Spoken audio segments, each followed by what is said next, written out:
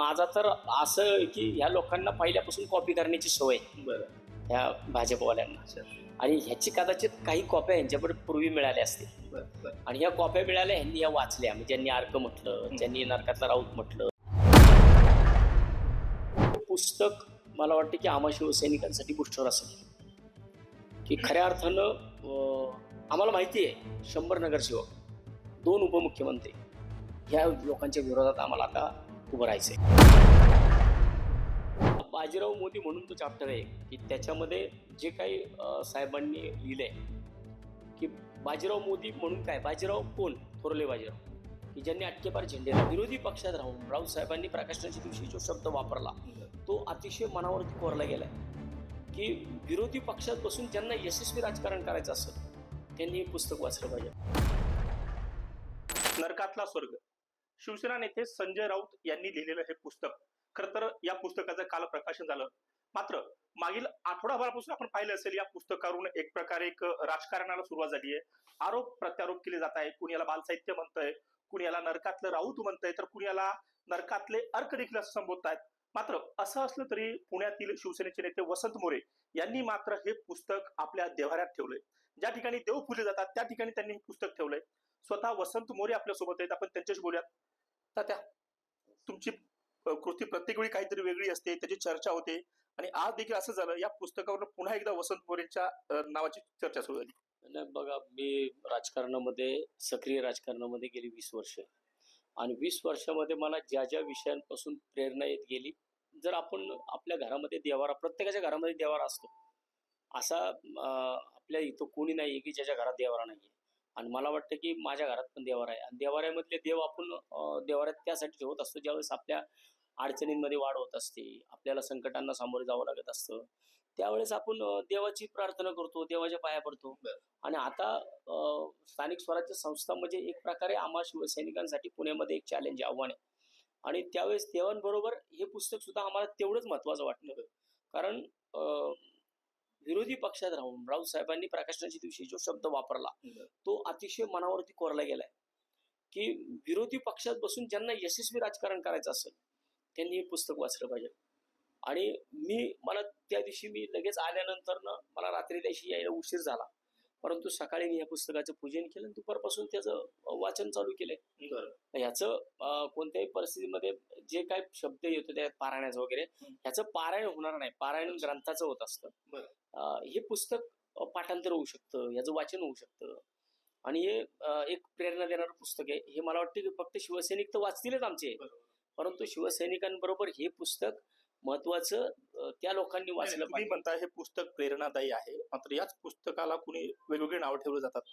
मुख्यमंत्री असल्या फडणवीसांनी याला बालसाहित्य म्हटलंय, तर भाजपच्याच काही लोकांनी याला नरकातले राऊत, मी सुरुवातीला सांगितलं तसं नरकातला अर्क असं देखील उल्लेख या पुस्तकाचा केलाय. मला त्या लोकांच्या बुद्धीची कीव करावीशी वाटते की एखादं पुस्तक हे आत्मचरित्र नाहीये, परंतु त्यांना जो काही 100-105 दिवस जो जेल कारावास झाला त्याच्यामध्ये त्यांना जे अनुभव आले ते त्यांनी मांडले आणि त्यांनी न केलेल्या चुकीमुळे त्यांना जेल भोगावी लागली, हे नंतर कोर्टामध्ये सिद्ध झाले. मला वाटतं की एक मराठीमध्ये म्हण आहे बघा आपल्या की खरं बोललं की सख्याईला राग येतो. त्यामुळे ह्यांनी जे वास्तव ह्याच्यामध्ये मांडले ना, तर माझा तर असं की ह्या लोकांना पहिल्यापासून कॉपी करण्याची सवय ह्या भाजपवाल्यांना. आणि ह्याची कदाचित काही कॉप्या यांच्याकडे पूर्वी मिळाल्या असतील आणि ह्या कॉप्या मिळाल्या ह्यांनी या वाचल्या. म्हणजे ज्यांनी अर्क म्हटलं, ज्यांनी नरकातला राऊत म्हटलं, ज्यांनी बालसाहित्य म्हटलं, प्रामुख्याने ह्या लोकांनी ते वाचलं असेल. म्हणून इतरांनी ते वाचू नये किंवा त्यांच्या अनुयायांनी, भाजपच्या कार्यकर्त्यांनी चोरून मोरून ते वाचू नये म्हणून ते त्यांनी बाबा आपला नेता असं म्हटलंय मग आपण कसं काय ह्याला वाचायचं असं म्हणण्याकरता, असं करण्याकरता त्यांनी केलेली त्यांची ही प्रतिक्रिया आहे. आणि मला वाटतं की एखाद्याच्या बाबतीमध्ये न वाचता त्या बाबतीमध्ये अशा प्रकारे स्टेटमेंट करणं पण हे चुकीचंच आहे. पुण्यातल्या कुठल्या लोकांनी किंवा कुठल्या राजकारण्याने हे पुस्तक वाचायला पाहिजे असं तुम्हाला वाटतं? आम्ही शिवसैनिक म्हणून आम्ही तर वाचणारच आहोत, कारण अजून ह्याच्या प्रती उपलब्ध होत नाहीये. मी तर ह्या प्रतींची मागणी मला लिटरली अख्ख्या महाराष्ट्रातनं मला मागणी होतीये. कारण मी माझा एक फोटो, पुस्तक असलेला फोटो मी माझ्या फेसबुकवरती टाकला होता.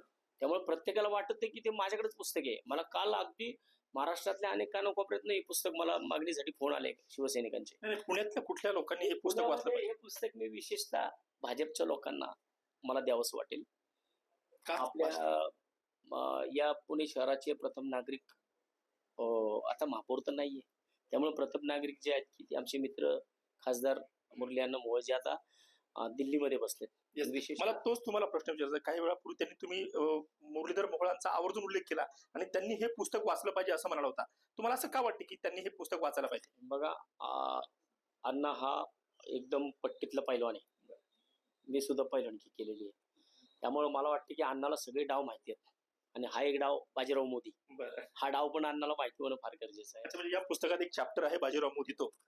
हा बाजीराव मोदी म्हणून जो चॅप्टर आहे की त्याच्यामध्ये जे काही साहेबांनी लिहिलंय की बाजीराव मोदी म्हणून काय, बाजीराव कोण, थोरले बाजीराव की ज्यांनी अटकेपार झेंडे लावले. आणि विशेषतः पेशवाई कुठे आहे ते सगळ्या दुनियेला माहिती आहे. बरं. पेशवाई आपल्या पुण्यामध्ये आहे. आणि त्याच पेशवाईने अटकेपार झेंडे लावले होते, अगदी कटकपर्यंत झेंडे लावत गेले होते बाजीराव, थोरले बाजीराव. आणि थोरल्या बाजीरावांची भूमिका ही त्यांना का उपमा दिली तर 2014 पूर्वी ज्यावेळेस या राज्यामध्ये देशामध्ये काँग्रेसचं सरकार होतं आणि यांचं असं म्हणणं आहे की मोदी साहेबांना पण प्रचंड मोठा त्रास काँग्रेसच्या सरकारने दिला. परंतु काँग्रेसच्या सरकारने त्यांना त्रास देण्याच्या अगोदर त्यांना त्यांच्या स्वतःच्या पक्षाने त्रास दिलेला आहे.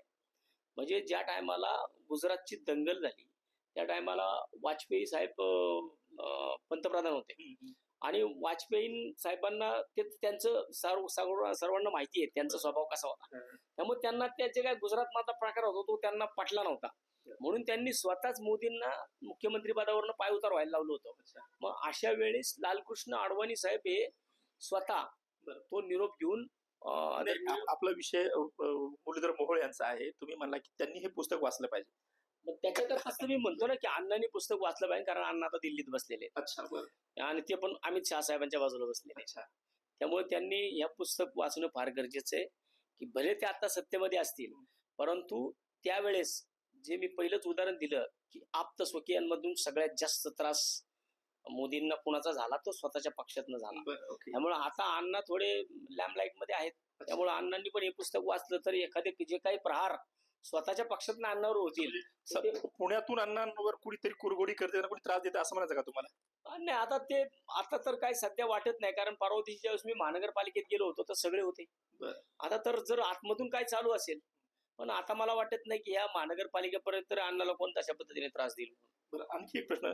काही वेळा तुम्ही म्हणला होता की मुरलीधर मोहोळ यांना खासदार होऊन 1 वर्ष झाली आणि त्यानंतर आता पुण्यात फक्त विमानच येता जाताना दिसत आहेत, तर नेमकं म्हणायचं काय तुम्हाला? बघा, 1 वर्ष 4 तारखेला 1 वर्ष होत आहे की मला वाटतं की अण्णा 1 वर्ष होईल 4 जूनला या शहराचे खासदार होऊन. 365 दिवस म्हणजे हा काय छोटा कालावधी नाही. आणि या छोट्या कालावधीमध्ये पुणे शहरामध्ये लोकसभेच्या माध्यमातून एक खासदार म्हणून पुणे शहरामध्ये असं कुठली ठोस पावलं अण्णांच्या माध्यमातून उचलली गेली, असा कुठला प्रकल्प मोठा पुणे शहरामध्ये राबवण्यात आला. विमानतळ वगैरे हे मोठं होणं ठीक आहे ना, ते केंद्र सरकारकडनं होते. पण आमचा जो पहिली फुलेंची शाळा आहे ती पाडूनच किती दिवस झाले, त्या बाबतीमध्ये केंद्र सरकारच्या माध्यमातूनच आडकाठी येत होती. मग ती का नाही पूर्ण झाला आजपर्यंत? तो पूर्ण भिडेवाडा तो जो पहिली मुलींची शाळा आहे त्या आजपर्यंत आम्ही महानगरपालिकेत गेले की आम्हाला समोर ते चित्र दिसते. मग ते का पूर्ण झालं नाही? केंद्र सरकारच्या माध्यमातून होतं ना ते. मग केंद्र सरकारच्या माध्यमातून ज्या विषय हे होतात त्या विषयाच्या संदर्भामध्ये आज आमचा शनिवारवाडा आहे, शनिवारवाड्याच्या आसपासच्या लोकांनी मागणी केलेली आहे की त्या लोकांना हायराईज बिल्डिंग करता येत नाही, की ते तिथलं उठवणं गरजेचं होतं, त्या लोकांना सहकार्य पाहिजे होतं. आज तिथले आमदार पण भाजपचे झालेत. मग त्या आमदारांनी काय केलं, त्या खासदारांनी काय केलं त्या शनिवारवाड्याच्या आसपासच्या लोकांसाठी? आता महानगरपालिका सुद्धा अस्तित्वात नाहीये, मग नगरसेवक अस्तित्वात नाहीयेत, मग विधानसभा म्हणून आमदार आणि लोकसभा म्हणून खासदार यांनी या पुणे शहरामध्ये गेल्या 365 दिवसामध्ये काय केलं हे मला वाटतं की दुर्बीण लावून बघावं लागेल. त्याकरता मी म्हटलं की हे पुस्तक वाचलं. एक शेवटचा प्रश्न. आता महानगरपालिकेच्या निवडणुका जाहीर झाल्या, अर्थात काही दिवसात त्या होतीलच. आगामी महानगरपालिका निवडणुकीमध्ये तुम्हाला हे पुस्तक कसं उपयोगी पडेल, असं याच्यामध्ये काय आहे की तुम्हाला आगामी काळात त्याचा फायदा होऊ शकेल? हे पुस्तक मला वाटतं की आम्हा शिवसैनिकांसाठी बुस्टर असेल की खऱ्या अर्थानं आम्हाला माहिती आहे 100 नगरसेवक, 2 उपमुख्यमंत्री ह्या लोकांच्या विरोधात आम्हाला आता उभं राहायचंय. आणि खऱ्या अर्थानं आता आमची कसोटी लागणार आहे शिवसैनिकांची. या शहरामध्ये एकदा 15 नगरसेवक होते, एकदा 10 नगरसेवक होते. मग एवढी मोठी शिवसैनिकांची संख्या इथं आहे. 8,23,000 लोकांनी मतदान या शिवसेनेला 2017 साली केलेलं आहे. त्यामुळं मला वाटतं की ह्या सगळ्या लोकांना, आणि आता यांच्यात प्रचंड मारामारी होणार आहे शहरामध्ये सीटसाठी. मग त्याच्यामध्ये अजित पवार साहेबांची इथं आता म्हणतात असं की सुप्रियाताई पण तिथं जाणार आहेत, ते एकत्र एक पक्ष होणार आहे. शिंदे साहेब आहेत, परत भारतीय जनता पार्टी आता 110-120 वरती अडून बसलेली आहे. मग या दोघांना 40 मध्ये काय करायचं? मग अशा वेळेस जी नाराजी होणार आहे, मग त्यावेळेस मग बऱ्यापैकी लोक आम्हाला शिवसेनेला सुद्धा त्यावेळेस चॉईस करतील आणि मग आम्ही दाखवून देऊ शहरामध्ये. त्यावर हे प्रेरणादायी पुस्तक आहे. ते मला वाटते की प्रत्येक माझ्या शिवसैनिकाला मी वाचायचा आग्रह करणार आहे. तर आपण पाहू शकता हे होते वसंत मोरे. संजय राऊत यांनी लिहिलेलं नरकातले स्वर्ग हे पुस्तक प्रेरणादायी आहे आणि हे पुस्तक फक्त शिवसैनिकांनीच नाही तर भाजपच्या नेत्यांनी देखील वाचलं पाहिजे असं त्यांना वाटतं. पुण्याहून किरण शिंदे, लोकमत व्हिडिओ.